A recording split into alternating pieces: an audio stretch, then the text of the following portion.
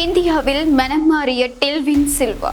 ඉවගේ මනික් පැත්තෙන් අපි මහින්ද රාජපක්ෂ මහත්තයාගේ ආණ්ඩුවට අවධාරණය කරනවා. රටේ ජනතාව නොමගේවලා ඉන්දියාවට යට වෙලා මේ රටේ ජාතික සම්පත් ටික ඉන්දියාවට ලබා දීම නවත්තන්න. இந்தியாவுக்கான பயணம் சாதாரண விஜயமா அல்லது எதிர்கால அதிகாரத்திற்கான அடித்தளமா?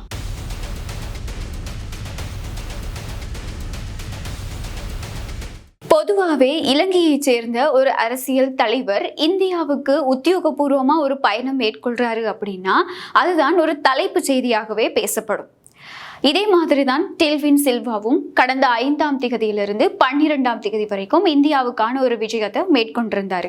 டெல்வின் சில்வா மற்றும் அவருடைய ஒரு குழுவினர் இந்த விஜயத்துல கலந்துகிட்டு இருந்தாங்க. இதன் போது இந்தியாவினுடைய நிறைய முக்கிய அரசியல் பிரமுகர்களை டெல்வின் சில்வா சந்தித்த மாதிரியான புகைப்படங்களாக இருக்கட்டும், செய்திகளாக இருக்கட்டும், நிறைய ஊடகங்களையும் வெளியாகி இருந்தது.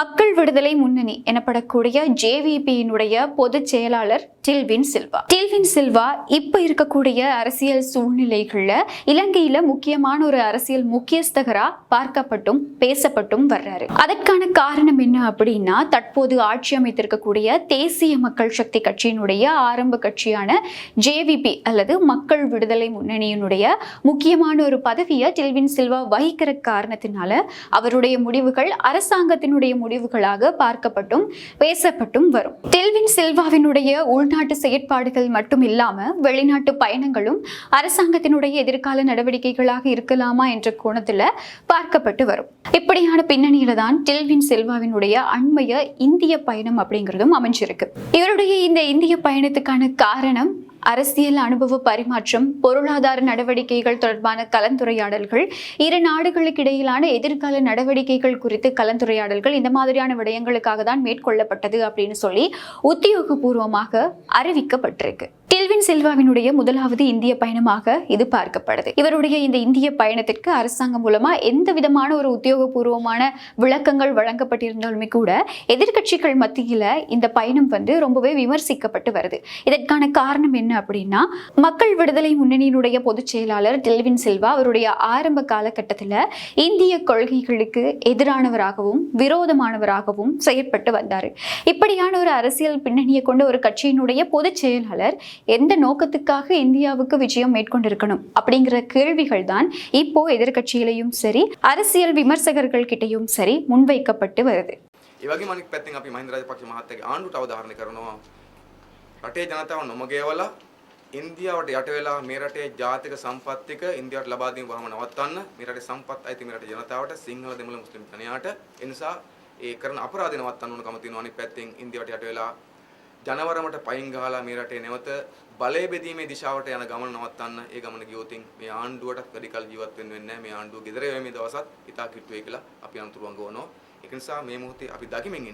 இப்படியான சந்தர்ப்பங்கள்ல இவருடைய இந்திய விஜயத்துல முதலாவதா இந்தியாவுக்கான வெளியுறவுத்துறை அமைச்சர் ஜெயசங்கரை சந்திச்சு கலந்துரையாடி இருக்காரு. இதற்கப்புறமா குஜராத் மாநில முதல்வரையும் இவர் சந்திச்சிருக்கதா செய்திகள் வெளியாகி இருந்தது. அதே மாதிரி இந்த விஜயத்தினுடைய முக்கியமான ஒரு அம்சமா அமுல் பால் பண்ணையையும் டெல்வின் சில்வா பார்வையிட்டதா செய்திகள் வெளியாகி இருந்தது.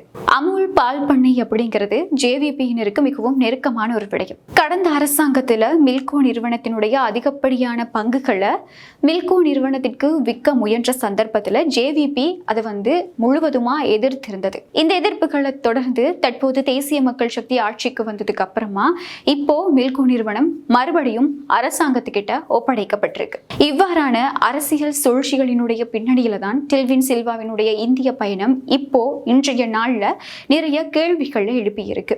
எந்த ஒரு இலங்கை அரசியல் தலைவரும் இந்தியாவுக்கான விஜயம் மேற்கொள்ளும் போது அது ஏற்றுக்கொள்ளக்கூடிய ஒரு விடயம். ஆனா இந்த விஜயங்கள் எதற்காக அமைஞ்சிருக்கு, இந்த விஜயங்கள்ல ஏன் எந்த ஒரு வெளிப்படை தன்மையும் இல்லை அப்படிங்கிறது தான் எதிர்கட்சிகளினுடைய கேள்வியாகவும் அமைஞ்சிருக்கு. இது ஒரு புறம் ஏற்றுக்கொள்ளக்கூடிய ஒரு விடயமாகவும் தான் இப்போ பேசப்பட்டு வருது.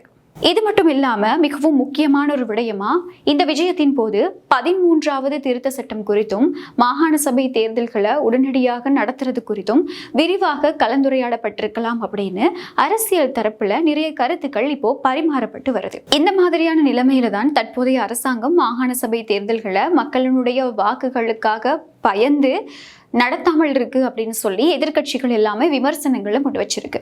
முக்கியமா விமல் வீரவன்சவாக இருக்கட்டும், ஸ்ரீலங்கா பொதுஜன பெரமுன கட்சியினுடைய தேசிய அமைப்பாளர் நாமல் ராஜபக்ஷவாக இருக்கட்டும், ஏனைய எதிர்க்கட்சி உறுப்பினர்களாக இருக்கட்டும், இந்த விடயத்தை அதிக அளவில் வலியுறுத்திக்கிட்டு இருக்காங்க. தற்போதைய அரசாங்கம் மாகாண சபை தேர்தல்களை மக்களுடைய வாக்குகளுக்காக அஞ்சுதான் நடத்தாமல் இருக்கு அப்படின்னு சொல்லி நிறைய எதிர்க்கட்சி தரப்புகள் இப்போ நிறைய விமர்சனங்களையும் முன் வச்சிட்டு இருக்காங்க. முக்கியமா விமல் வீரவங்ச, உதய கம்மன் பில, ஸ்ரீலங்கா பொதுஜன பெரமுன கட்சியினுடைய தேசிய அமைப்பாளர் நாமல் ராஜபக்ஷ உள்ளிட்ட நிறைய எதிர்க்கட்சி உறுப்பினர்கள் இந்த விடயத்தை அதிகமான தடவைகள் வலியுறுத்திட்டும் இருக்காங்க. மக்களுடைய வாக்குகளுக்கு பயப்படல அப்படின்னா, தங்களுடைய அரசாங்கம் மீது அதீத நம்பிக்கை இருக்கு அப்படின்னா மாகாண சபை தேர்தலை உடனடியா நடத்தியே ஆகணும் அப்படின்னு சொல்லி நிறைய அரசியல் தலைவர்கள் இப்போ அரசாங்கத்துக்கு அழுத்தம் கொடுத்துட்டு வர்றாங்க. ஆகவே மாகாண சபை தேர்தல்கள்ல அரசாங்கம் உடனடியா நடத்தணும் அப்படின்னு சொல்லி இப்போ ஆரம்பிக்கப்பட்டிருக்கக்கூடிய பாராளுமன்ற வாரத்துல எதிர்க்கட்சிகள் எல்லாமே ஒன்றிணைந்து அரசாங்கத்துக்கு அழுத்தம் கொடுக்க போறதாகவும் நிறைய செய்திகள் இப்போ வெளியாகிட்டு இருக்கு.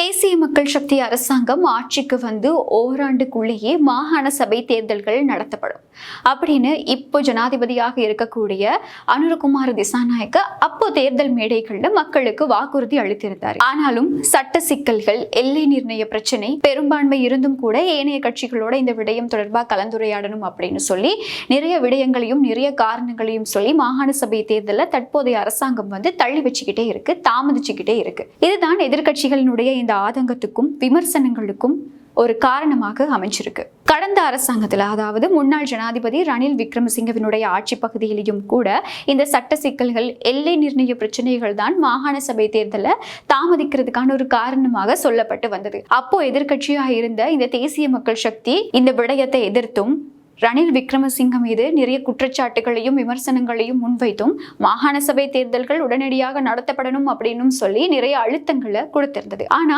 இப்போ இவங்க ஆட்சிக்கு வந்ததுக்கு அப்புறமா அதே காரணங்களை சொல்லி மாகாண சபை தேர்தலை பிற்போடுறது அப்படிங்கிறது ஏற்றுக்கொள்ள முடியாத ஒரு விடயம் அப்படின்னு சொல்லி நிறைய அரசியல் விமர்சகர்கள் இப்போ கருத்து தெரிவிச்சுட்டு வர்றாங்க. கடந்த ஜனாதிபதி தேர்தலில் அனுரகுமார திசாநாயக்க முதல் சுற்றுலையே ஜனாதிபதியாக தெரிவு செய்யப்படலை அப்படிங்கிறது எங்க எல்லாருக்குமே தெரிஞ்ச ஒரு விடயம். இரண்டாவது சுற்று வாக்கெடுப்புல தான் அவருக்கான அதிகப்படியான வாக்குகள் கிடைக்க பெற்று அவர் ஜனாதிபதியாக பதவி வகிக்கிறார். அதே மாதிரி இறுதியாக நடைபெற்ற உள்ளூராட்சி சபை தேர்தல்களையும் கூட தேசிய மக்கள் சக்திக்கு அதிகப்படியான மக்கள் வாக்குகளோ மக்கள் விருப்புகளோ இருக்கல. இந்த மாதிரியான விடயங்களுக்கு பின்னணியில உண்மையிலேயே தேசிய மக்கள் சக்தி அரசாங்கம் மக்களினுடைய வாக்குகளுக்கு அஞ்சிதான் மாகாண சபை தேர்தலை பிற்போடுதா அப்படிங்கிற ஒரு கேள்வி எழுப்பப்பட்டு வருது. எது எப்படி இருந்தாலுமே கூட அண்மையில வெரிட்டி ரிசர்ச் மூலமா மேற்கொள்ளப்பட்ட ஒரு ஆய்வுல தேசிய மக்கள் சக்தி அரசாங்கம் மீதான மக்களுடைய விருப்பு 62% 65% அதிகரிச்சிருக்கு. அதாவது இந்த வருடம் ஆரம்பிச்சு இந்த 2 மாத கால பகுதிக்குள்ள இந்த அதிகரிப்பு நடந்திருக்கு அப்படின்னு சொல்லி வெரிட்டி ரிசர்ச் ஆய்வு மூலமா தெரிய வந்திருக்கு. ஆகவே மக்களுடைய விருப்பு வெறுப்பு ஒரு புறம் இருக்க, தேர்தல் மேடைகள்ல மக்களுக்கு வழங்கிய வாக்குறுதி அப்படிங்கிறது நிச்சயமா நிறைவேற்றுறதுக்கு அரசாங்கம் தவறாம செயற்படணும் அப்படிங்கிறது தான் இப்போ நிறைய பேருடைய கோரிக்கையாகவும் இருந்து வருது. பொறுத்திருந்து பார்க்கலாம். டெல்வின் சில்வாவினுடைய இந்த வெளிப்படை தன்மையற்ற இந்திய பயணம் மூலமா நாட்டுல என்ன மாதிரியான அரசியல் திட்டங்கள் முன்னெடுக்கப்பட போகுது, ஜனாதிபதியினுடைய எதிர்கால நடவடிக்கைகள் எப்படி இருக்க போகுது அப்படிங்கிறது தொடர்பில் மீண்டும் மற்றும் ஒரு காணொளியில் சந்திக்கும் வரை உங்களிடமிருந்து விடைபெறும் நான் கனுஷியா புஷ்பகுமார்.